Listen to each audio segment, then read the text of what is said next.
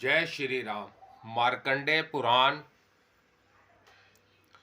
पाताल केतु का वध और मदालसा के साथ ऋतध्वज का विवाह। पिता ने पूछा, पुत्रों, महर्षि गालव के साथ जाकर राजकुमार ऋतध्वज ने वहां जो जो कार्य किया उसे बतलाओ। तुम लोगों की कथा बड़ी अद्भुत है।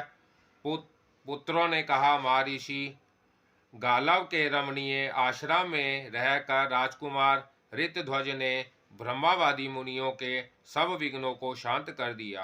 वीर कुवलयताक्ष गालवा आश्रम में ही निवास करते हैं, इस बात को वह मदोन्मद नीच दानव नहीं जानता था। इसलिए संध्योपासन में लगे हुए गालव मुनि को सताने के लिए वह शुकर का रूप धारण करके आया।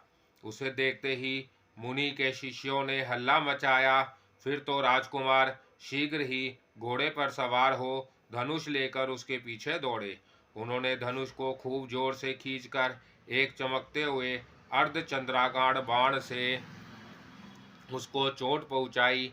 बाण से आहत होकर वह अपने प्राण बचाने की धुन में भागा और वृक्षों तथा पर्वत से घिरी हुई घनी झाड़ी में घुस गया। वह घोड़ा भी मन के समान वेग से चलने वाला था। उसने बड़े वेग से उस सुअर का पीछा किया। वराह रूपधारी दानव तीव्र वेग से भागता हुआ सहस्त्रों योजन दूर निकल गया और एक जगह पृथ्वी पर विवर के आकार में दिखाई देने वाले गड्ढे के भीतर बड़ी फुर्ती के साथ कूद पड़ा। इसके बाद शीघ्र ही अश्वारोही राजकुमार भी घोर अंधकार में से भरे हुए उस भारी गड्ढे में कूद पड़े। उसमें जाने पर राजकुमार को वह सुअर नहीं दिखाई पड़ा, बल्कि उन्हें प्रकाश से पूर्ण पाताल लोक का दर्शन हुआ। सामने ही इंद्रपुरी के समान एक सुंदर नगर था, जिसमें करोड़ों सोने के महल शोभा पा रहे थे। उस नगर के चारों ओर सुंदर चार दीवारी बनी हुई थी। राजकुमार ने उसमें प्रवेश किया, किंतु वहां उन्हें कोई मनुष्य नहीं दिखाई दिया। वह नगर में घूमने लगे। घूमते ही घूमते उन्होंने एक स्त्री को देखा, जो बड़ी उतावली के साथ कहीं चली जा रही थी। राजकुमार ने उससे पूछा, तू किसकी कन्या है, किस काम से जा रही है? उस सुंदरी ने कुछ उत्तर नहीं दिया। वह चुपचाप एक महल की सीढ़ियों पर चढ़ गई। ऋतध्वज ने भी घोड़े को एक जगह बांध दिया और उस स्त्री के पीछे पीछे महल में प्रवेश किया। उस समय उनके नेत्र आश्चर्य से चकित हो रहे थे। उनके मन में किसी प्रकार की शंका नहीं थी। महल में पहुंचने पर उन्होंने देखा, एक विशाल पतंग बिछा हुआ है, जो ऊपर से नीचे तक सोने का बना है। उस पर एक सुंदरी कन्या बैठी थी, जो कामना युक्त रति से जान पड़ती थी। चंद्रमा के समान मुख, सुंदर भौहें, कूदरू के समान लाल ओठ, छरछरा शरीर और नील कमल के समान उसके नेत्र थे। आनंगलता की भांति उस सर्वांग सुंदरी रमणी को देखकर राजकुमार ने समझा, यह कोई रसातल की देवी है। उस सुंदरी बाला ने भी मस्तक पर काले घुंघराले बालों से सुशोभित उभरी हुई छाती, स्थूल कंधों और विशाल भुजाओं वाले राजकुमार को देखकर साक्षात कामदेव ही समझा। उनके आते ही वह सहसा उठकर खड़ी हो गई, किंतु उसका मन अपने वश में ना रहा। वह तुरंत ही लज्जा, आश्चर्य और दीनता के वशीभूत हो गई। सोचने लगी, यह कौन है? देवता, यक्ष, गंधर्व, नाग अथवा विद्याधर तो नहीं आ गए, या ये कोई पुण्यात्मा मनुष्य है? यो विचार कर उसने लंबी सांस ली और पृथ्वी पर बैठकर सहसा मूर्छित हो गई। राजकुमार को भी कामदेव के बाण का आघात सा लगा। फिर भी धैर्य धारण करके उन्होंने उस तरुणी को आश्वासन दिया और कहा, डरने की आवश्यकता नहीं। वह स्त्री, जिसे उन्होंने पहले महल से में जाते हुए देखा था, ताड़का पंखा लेकर व्याग्नता पूर्वक हवा करने लगी। राजकुमार ने आश्वासन देकर जब उससे मूर्छा का कारण पूछा, तब वह बाला कुछ लज्जित हो गई। उसने अपनी सखी को सब बातें बता दी।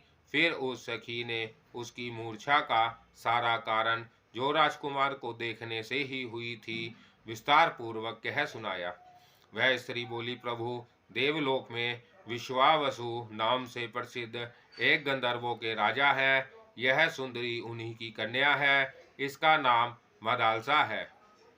ब्रज केतु दानव का एक भयंकर पुत्र है, जो शत्रुओं का नाश करने वाला है। वह संसार में पाताल केतु के नाम से प्रसिद्ध है। उसका निवास स्थान पाताल के ही भीतर है। एक दिन यह मदालसा अपने पिता के उद्यान में घूम रही थी। उसी समय उस दुरात्मा दानव ने विकारमयी माया फैलाकर उस असहाय बालिका को हर लिया। उस दिन मैं इसके साथ नहीं थी। सुना है आगामी त्रयोदशी को वह असुर इसके साथ विवाह करेगा, किंतु जैसे शूद्र वेद की श्रुति का अधिकारी नहीं है, उसी प्रकार वह दानव भी इस सर्वांग सुंदरी मेरी सखी को पाने के योग्य नहीं है। अभी कल की बात है, यह बेचारी आत्महत्या करने को तैयार हो गई थी। उस समय कामधेनु ने आकर आश्वासन दिया, बेटी, वह नीच दानव तुम्हें नहीं पा सकता। माँ भागे मृत्यु लोक में जाने पर इस दानव को जो अपने बाणों से बींध डालेगा, वही तुम्हारा पति होगा। बहुत शीघ्र यह सुयोग प्राप्त होने वाला है। यह कहकर सुरभि देवी अंतर्धान हो गई। मेरा नाम कुंडला है। मैं इस मदालसा की सखी विंध्यावान की पुत्री और वीर पुष्कर माली की पत्नी हूँ। शंभु ने मेरे स्वामी को मार डाला। तब से उत्तम व्रतों का पालन करती हुई दिव्य गति से भीतर भीतर तीर्थों में विचरती रहती हूँ। अब मैं परलोक सुधारने में भी लगी हूँ। दुष्ट आत्मा पाताल केतु आज वाराह का रूप धारण करके मृत्युलोक में गया था। सुनने में आया है वहाँ मुनियों की रक्षा के लिए किसी ने उसको अपने बाणों का निशाना बनाया। मैं इस बात का ठीक ठीक पता लगाने के लिए ही गई थी। पता लगाकर तुरंत लौट आई। सचमुच ही किसी ने उस अधम दानव को बाण से भीड़ डाला। अब मदालसा के मूर्छित होने का कारण सुनिए।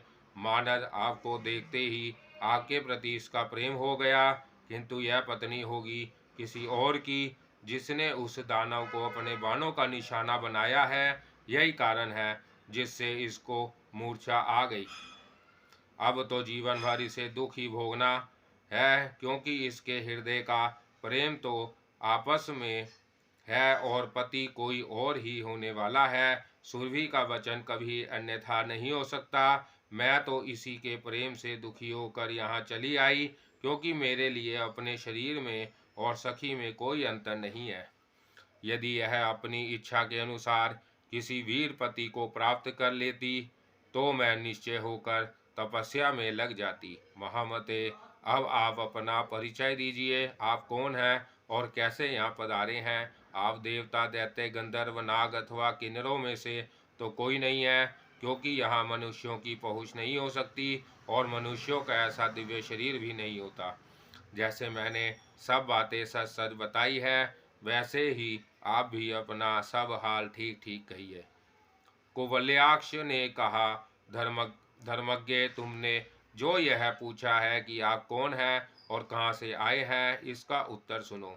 मैं आरंभ से ही अपना सब समाचार बतलाता हूँ। सुबह मैं राजा शत्रुजित का पुत्र हूँ और पिता की आज्ञा से मुनियों की रक्षा के लिए महर्षि गालव के आश्रम पर आया था। वहाँ मैं धर्मपरायण मुनियों की रक्षा करता था, किंतु मेरे कार्य में विघ्न डालने की कोई दानव शुकर का रूप धारण करके आया है। मैंने उसे अर्धचंद्राकार बाण से बीट डाला।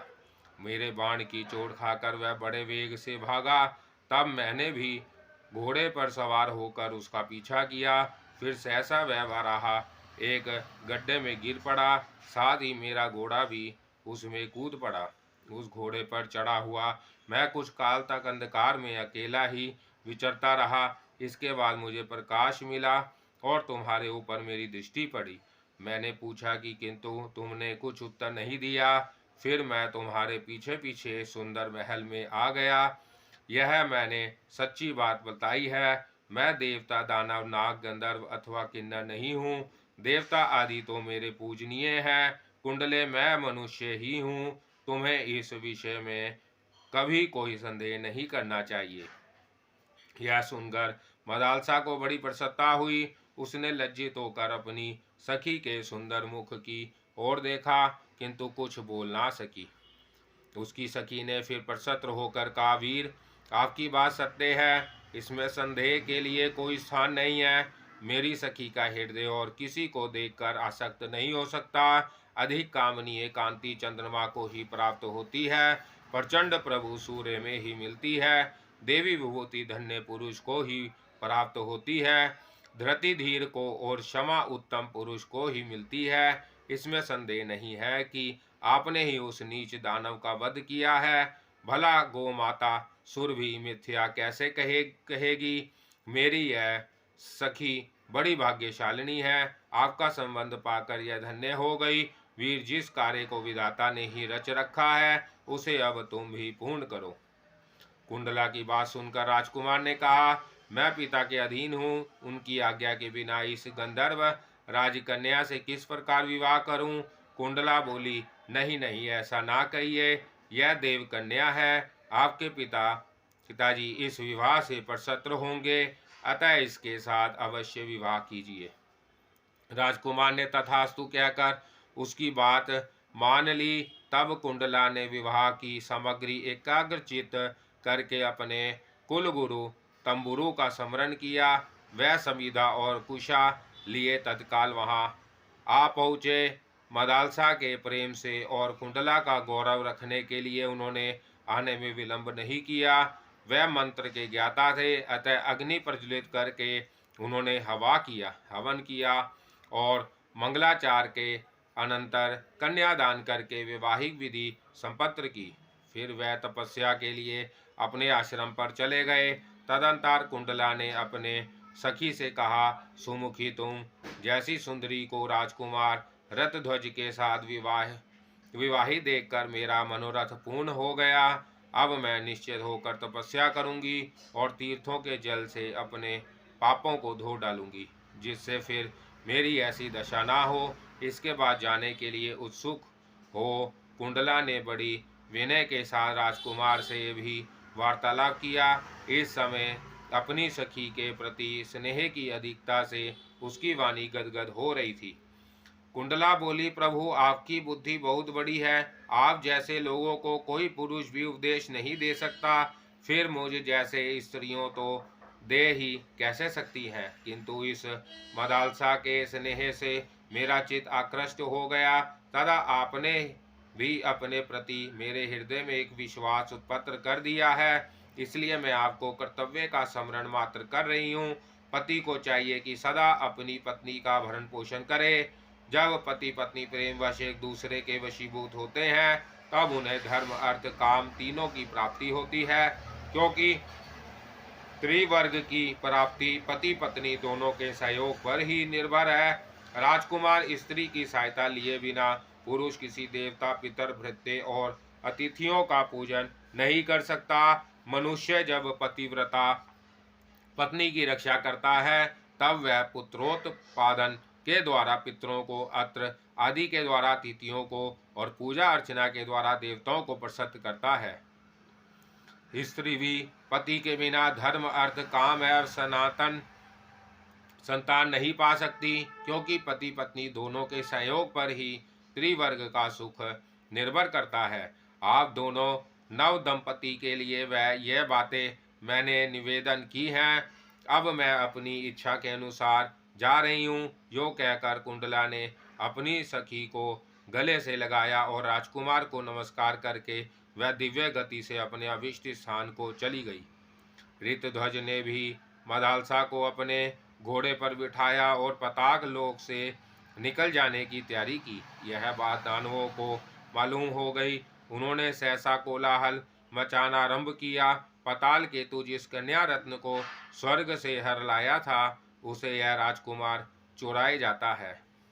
यह समाचार पाते ही परिध, खड़ग, गद, शूल, बाण और धनुष आदि आयुधियों से सजी हुई दानवों की विशाल सेना पताल केतु के साथ वहां आ पहुंची।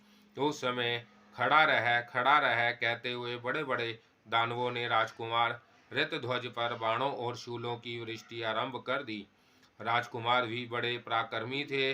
उन्होंने हंसते हंसते बाणों का जाल सा फैला दिया और खेल खेल में ही दानवों के सब अस्त्र शस्त्र काट गिराए। क्षण भर में ही पाताल लोक की भूमि ऋतध्वज के बाणों से छित्र भित्र हुए खड्ग शक्ति ऋतु और सहायकों से आच्छादित हो गई। तदंतर राजकुमार ने तवाष्ट्रा नामक अस्त्र का संधान किया और उसे दानवों पर छोड़ दिया। उसकी प्रचंड ज्वाला से पाताल केतु सहित समस्त दानव दग्न हो गए। उनकी हड्डियां चटक चटक राख हो गई, जैसे कपिल मुनि की क्रोधाग्नि में सगर पुत्र भस्म हो गए थे। उसी प्रकार ऋतध्वज की शराग्नि में संपूर्ण दानव जल मरे। इस प्रकार बड़े बड़े दानवों का वध करके राजकुमार फिर अपने अश्व पर सवार हुए और उस स्त्री रत्न के साथ अपने पिता के नगर में आए। पिता के चरणों में प्रणाम करके उन्होंने पाताल में जाने, कुंडला के दर्शन होने, मदालसा को पाने और दानवों से युद्ध करने आदि का सब समाचार सुना दिया। यह सब सुनकर पिता को बड़ी प्रसन्नता हुई। उन्होंने पुत्र को छाती से लगाकर कहा, बेटा तुम सुपात्र और महात्मा हो।